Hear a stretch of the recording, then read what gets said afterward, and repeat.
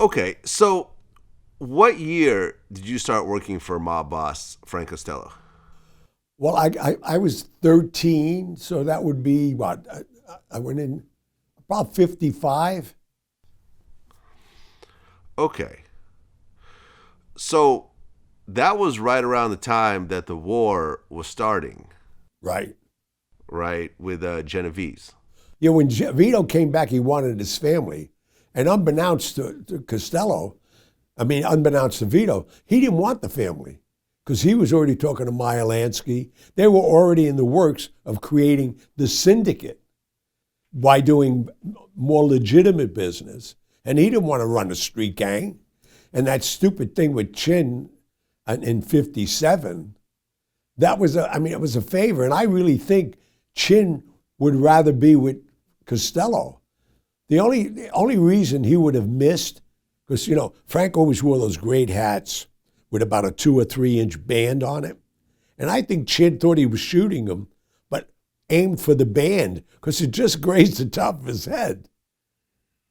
Right, I because what shot you're a couple. talking about is in 1957, Genovese ordered Vincent the Chin Right, Gigante to kill Frank Costello, right.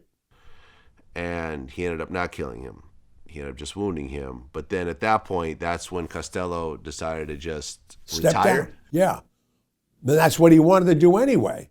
So that whole thing that was going on between them, and again, I had nothing to do with that. I knew none of this. I saw the headlines like everybody else, and I saw him with a bandage on his head. But other than that, I couldn't ask this guy anything. I was so grateful to be there because, I had the apartment I live in now. You're not going to believe this.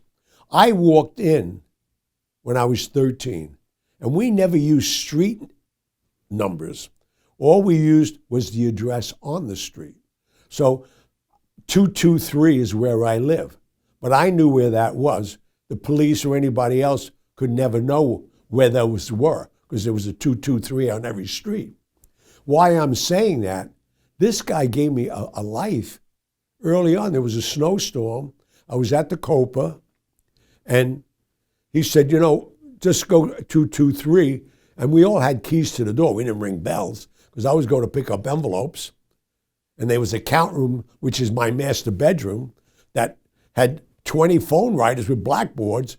And I kept all the Alexander Graham Bell boxes on the walls, just as a memory of how this all started for me. You know, so Yeah, I mean it's a pretty crazy story. I mean after the assassination attempt against Costello, then Anastasia was killed in the right. barbershop. Yeah, they got rid of Al because he was getting too crazy. See, there was two fashions at the time. Anastasia and Joe Profaci, who was the oil king, and Joe Bonanno, who was already into drugs, and the Gambinos and everybody else didn't want to do drugs. So they were going to take out Anastasia. Now, I don't know how many people know what I'm about to tell you, but Joe Colombo was part of the Profaci family.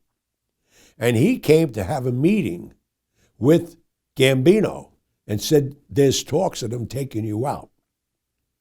And that's why when they got rid of all of them, Joe Bonanno was the last one, and they ruled in Sicily you can't take him out because of the amount of heroin he was delivering already. So they exiled him to Arizona.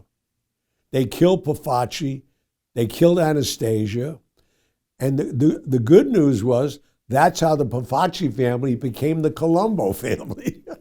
That's how Joe got a family. But Well, right, right, and later on, as Costello had retired, he became known as the Prime Minister of the Underworld. yeah, that's what he Okay, was. and that's when you started kind of working with him. That's when, well, what we have, I remember it well, October of 57, all of this happened already. I met Sinatra a month or two before. I walk in and he's rehearsing. He's performing at the Copa. That was the first time I saw Sinatra. And when I walked in, Julie Bodell was in the corner and he looked at him like, say, who's this kid? because I came out of the kitchen, and he said, that's Costello's boy. Well, I felt 6 feet tall. So I sat down, and I listened to Sinatra do a couple of tunes. And then as soon as they took a break, he put a cigarette in his mouth. I walked over and I lit it. And he says to me, what's your name, kid? I said, Kid. He said, no, what's your name? I said, The Kid.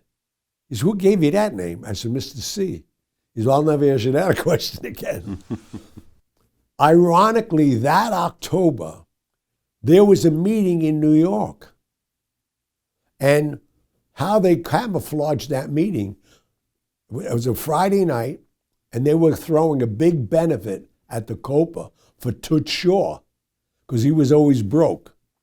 And everybody like Jackie Gleason, Johnny Carson, everybody that was performing, all those shows were coming from New York at that time, always hung at Toots Shaw. Frank Gifford was there, Yogi Berra. I mean, they filled the place. But upstairs in the lounge, that morning, as I always did, I would stop and see Gambino. If I went to see my grandma, I went to church down the neighborhood, and I would see him. He said, I know you know about the party tonight, but I want you to dress well and meet me at 6:30 up in the lounge. So, I mean, I'd do anything they said. This is Carlo Gambino telling me to come. I'll be there. So I go up there. He's sitting with Sam Giancana. I never met Sam Giancana. I met Sidney Korshak, the attorney. I was introduced briefly to Tony Accardo up to that time. Now, this is 1957, and that whole weekend, anybody that was anybody in the mob came to New York. And that's when I started traveling for them. And the reason they wanted them all to see me, so that they knew this is really the guy that's coming as their messenger. So I met Carlos Masalas, Corky Savella out of Cleveland, Totos, and Joe Sodaro. I met every mob guy there was in the world, and I just thought he was introducing me like my nephew to the rest of the family.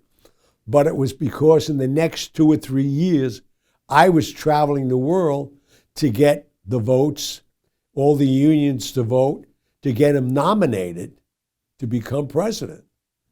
But, hindsight, when you think about it, I mean, I should be doing life somewhere with my associations.